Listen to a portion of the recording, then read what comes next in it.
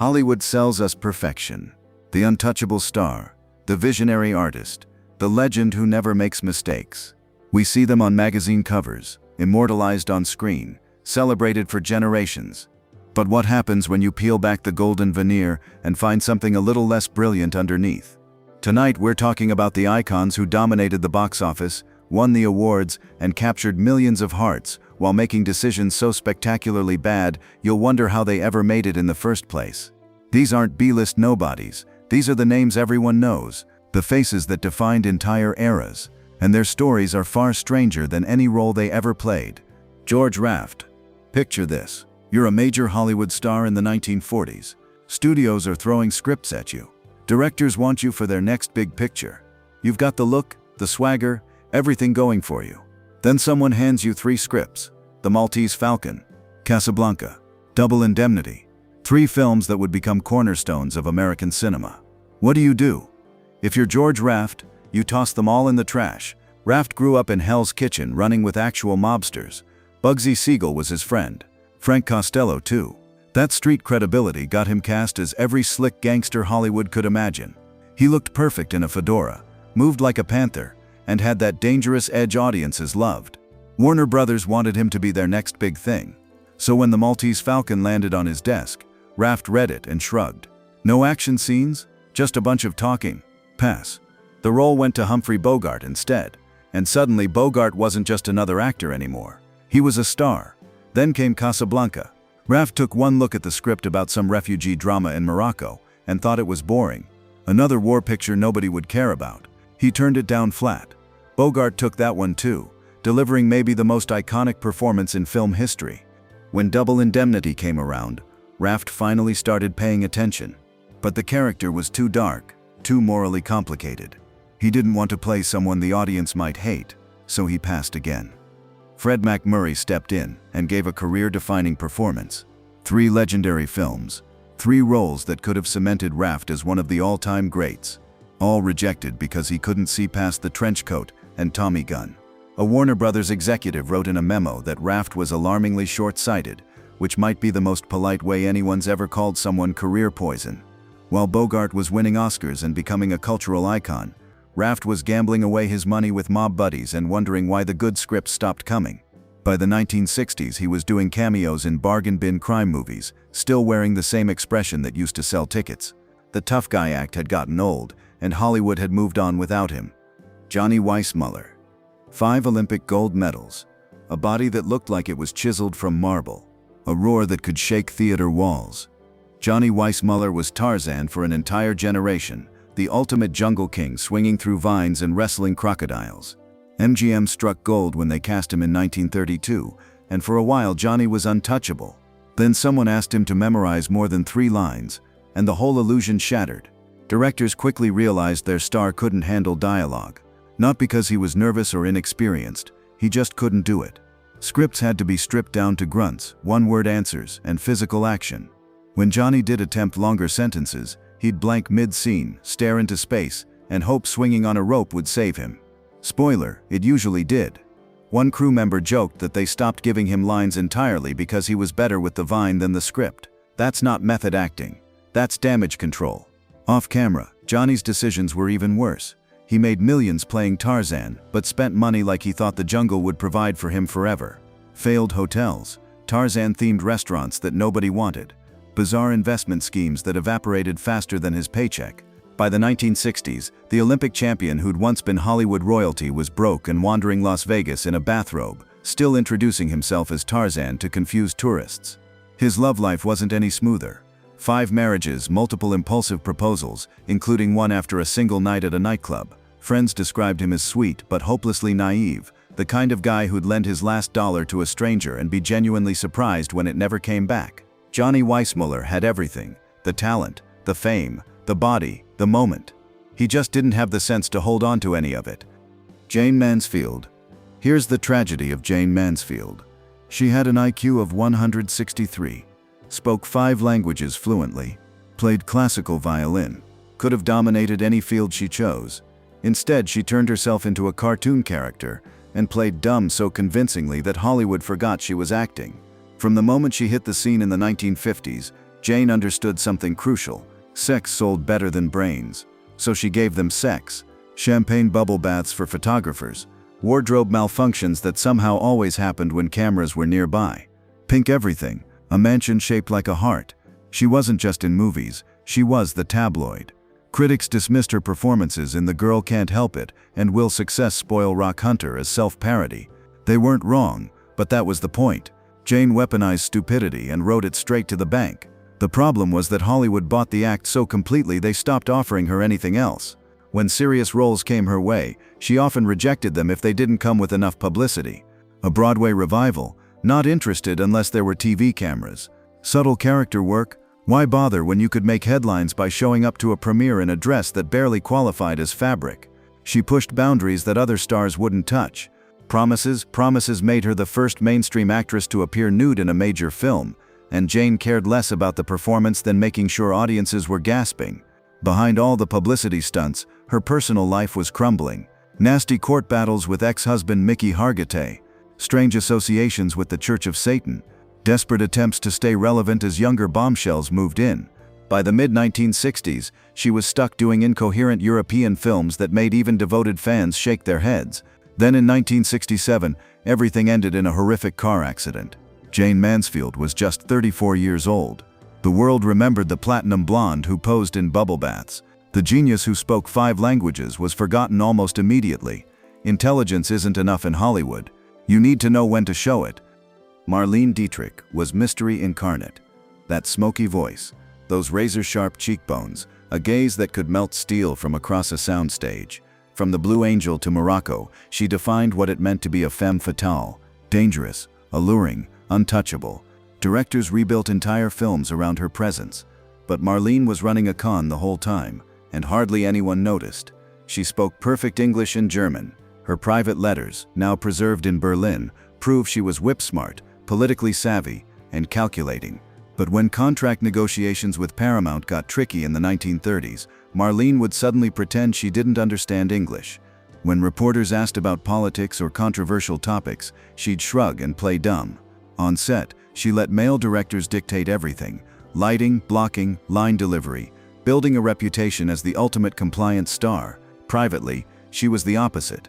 She knew exactly how to manipulate Hollywood's male egos, understanding that powerful men preferred a whisper to a sentence. So she whispered, and it worked beautifully. For a while.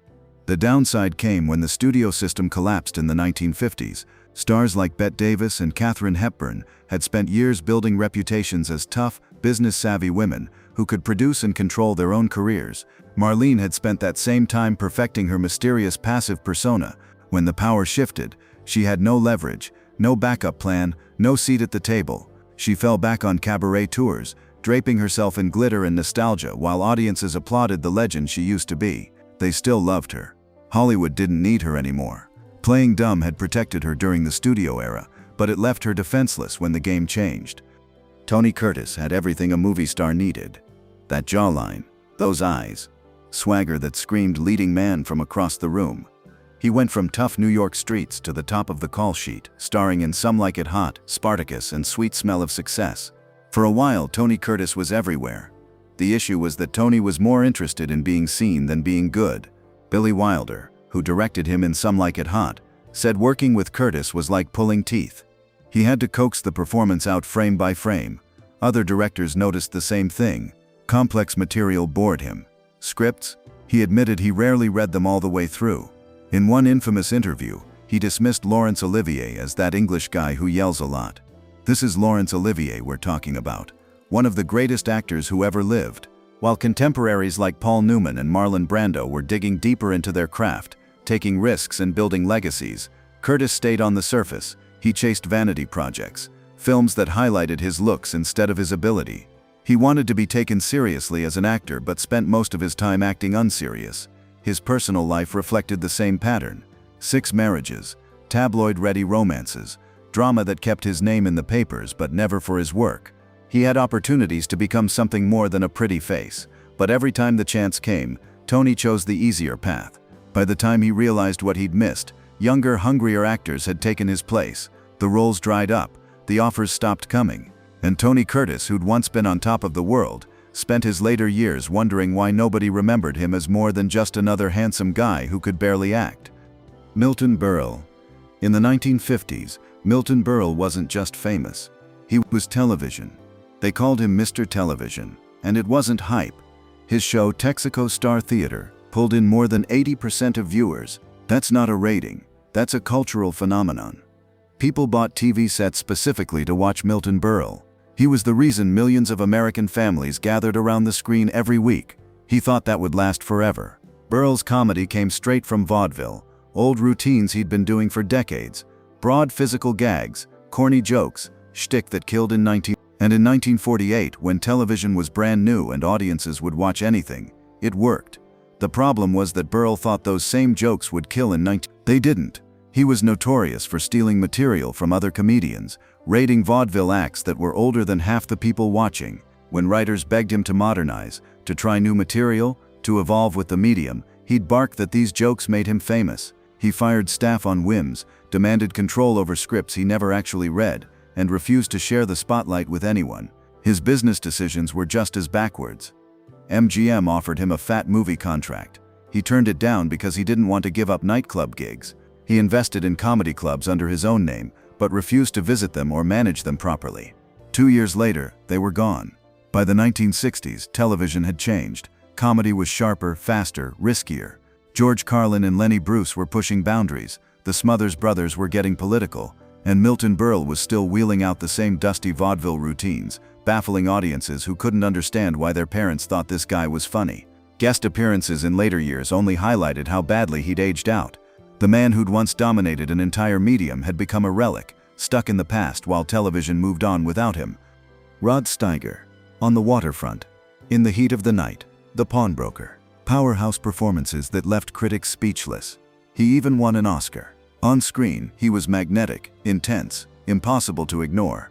Off-screen, he was so obsessed with method acting that he turned film sets into therapy sessions nobody asked for. Directors dreaded working with him.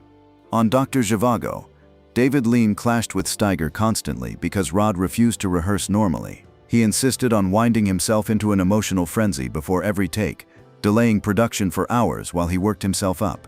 Omar Sharif later said working with him was exhausting, and not in the good way. Steiger's perfectionism destroyed opportunities that other actors would have killed for. He turned down Patton because he thought the script lacked emotional depth. George C. Scott took the role, won an Oscar, and walked into film history. Then Steiger rejected The Godfather, calling it too commercial. Marlon Brando took that one instead. Two iconic, Oscar-winning roles slipped through his fingers because he couldn't get out of his own way. When projects did come, Steiger often clashed with producers, blaming the industry for not understanding his genius. Colleagues described him as moody, combative, and exhausting. Sidney Lumet said it best. Rod was brilliant, but he made everything harder than it had to be. By the end of his career, Steiger was battling depression, money problems, and a string of low-budget films that barely paid the bills. He had all the talent in the world. He just didn't know when to stop proving it. Peter Lorre gave one of the greatest performances in film history with M in 1931. Then he was unforgettable in The Maltese Falcon and Casablanca. He was smart, multilingual, classically trained, capable of incredible range. Hollywood should have let him shine. Instead, they typecast him as the creepy little guy. And tragically, Peter believed that's all he could be. When he fled Nazi Germany and arrived in the United States, Lorre was terrified of ending up unemployed and forgotten. So when studios offered him villain roles, the madman, the foreign eccentric, the twitchy henchman, he said yes. And he kept saying yes. Even when directors like John Huston tried to hand him meatier dramatic parts, Lorre would turn them down, convinced audiences wouldn't accept him as anything but the weirdo. It wasn't Hollywood boxing him in, it was his own fear. Behind the scenes, his choices got worse. He became addicted to morphine in the 1940s, draining his bank account on pills and questionable treatments. When it came to negotiating contracts, he rarely pushed back. Studios paid him less than his co-stars, and Peter just accepted it. At one point, he had to borrow money from Boris Karloff to avoid eviction. Peter Lorre had everything it took to be one of the greats. The talent, the intelligence, the training. But fear kept him small, and he never escaped the shadow of his own insecurity. Buster Crabbe. Buster Crabbe was America's golden boy, Olympic gold medalist in swimming. A jawline carved from marble. The kind of physique that made casting directors say, Who cares if he can act? Hollywood slapped a loincloth on him for Tarzan, then shot him into space as Flash Gordon and Buck Rogers. He was the ultimate action serial star. On set, directors quickly learned that scripts were in serious danger every time Buster opened his mouth. He forgot lines constantly, stumbled through takes, and botched delivery so badly they had to dub over him in post-production. One director literally designed entire scenes with minimal dialogue. Just give him a sword, a vine, or a laser gun and hope for the best. Outside the camera, his choices were equally questionable. When offered serious dramatic roles, Buster shrugged them off. He believed audiences only wanted action crab, so he put himself in a box and nailed the lid shut. His investments were disasters. He sank money into a swimming pool franchise that flopped spectacularly thanks to lawsuits and poor management. When television came calling in the 1950s with a Flash Gordon reboot, Buster demanded creative control, then lost interest halfway through, leaving producers scrambling to salvage the show. Buster Crabbe had the body, the fame, the moment. He just didn't have the sense to build anything lasting from it. Jean Arthur, one of the most unforgettable voices in Hollywood. Husky, warm, instantly recognizable. Her comic timing was flawless. She shined in Frank Capra classics like Mr. Smith Goes to Washington and Mr. Deeds Goes to Town. On screen, she was magnetic. Off-screen, she wanted absolutely nothing to do with any of it. Arthur suffered from crippling anxiety, which is unfortunate when your job is being famous. She refused press interviews, skipped premieres, and slipped out of back doors to avoid reporters. Frank Capra said she would vanish for months between projects like a ghost nobody could track down. During the filming of The More the Merrier, she had breakdowns over lighting and costumes, demanding entire sets be rebuilt so crew members wouldn't have to watch her act. While her peers were collecting iconic roles, Arthur turned them down left and right. His Girl Friday, It's a Wonderful Life, parts written specifically for her that she rejected because they meant more attention. Columbia Pictures begged her to extend her contract in 1944. She walked away into semi-retirement with no plan other than escaping fame. Later, she returned not to acting but to teaching at Vassar College. Students described her as evasive, cryptic, distant, like she still couldn't handle human interaction even in a classroom. Jean Arthur had everything Hollywood wanted. She just didn't want Hollywood back. These weren't struggling actors or forgotten extras. These were the names that defined entire eras. The faces on every poster, every magazine cover, every marquee from coast to coast. They had the talent, the opportunities, the resources that millions of people would have killed for. And somehow, through ego, fear, bad judgment, or just plain stubbornness, they managed to fumble it all. Hollywood sells us legends, perfect icons who never stumble. But the truth is far more interesting. Behind every golden statue and every star on the Walk of Fame is a human being making very human mistakes. Sometimes brilliance and stupidity aren't opposites. Sometimes they're roommates. And in old Hollywood, they shared a lot of very expensive apartments,